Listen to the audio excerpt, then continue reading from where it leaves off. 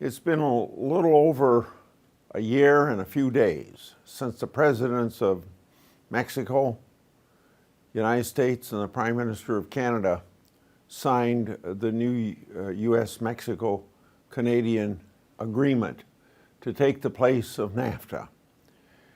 It shouldn't have taken this long, but we have Congress divided between a Democrat House and a Republican Senate. We have a Republican president.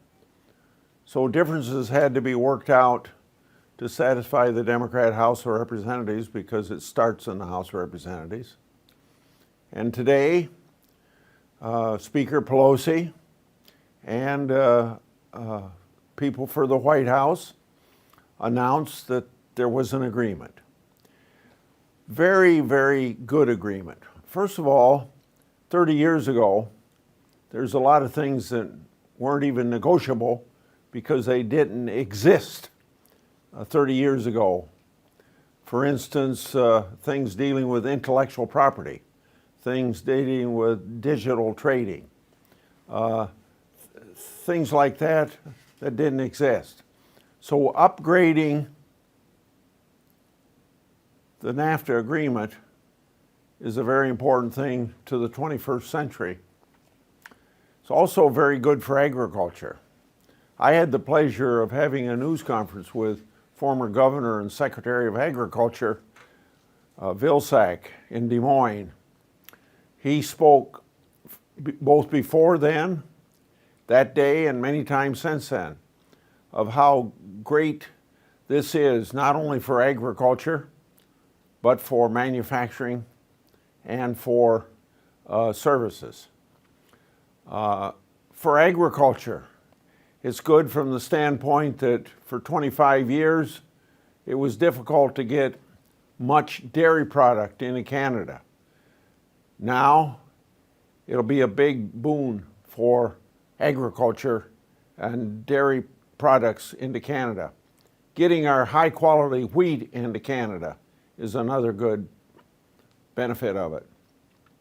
For automobile workers in the United States, having 75% of a car have domestic components is very good, so that we bring more manufacturing home.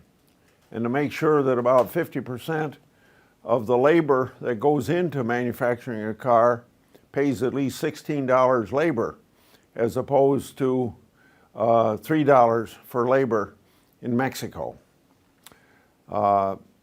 It's assumed that there will be about $35 billion investment in automobiles manufacturing in the United States.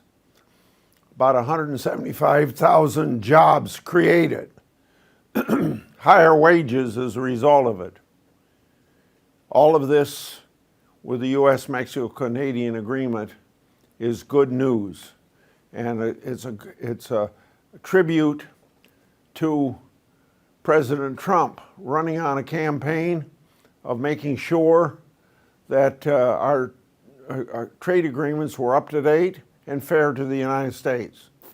And this is a perfect example of the President of the United States delivering on a campaign promise when he said during the last campaign that NAFTA was the worst trade agreement the United States had ever been involved in. We thank President Trump for his leadership, but we also thank Speaker Pelosi and the Democrats for working hard, although it was tough negotiations with them, to get to this final agreement that was announced today.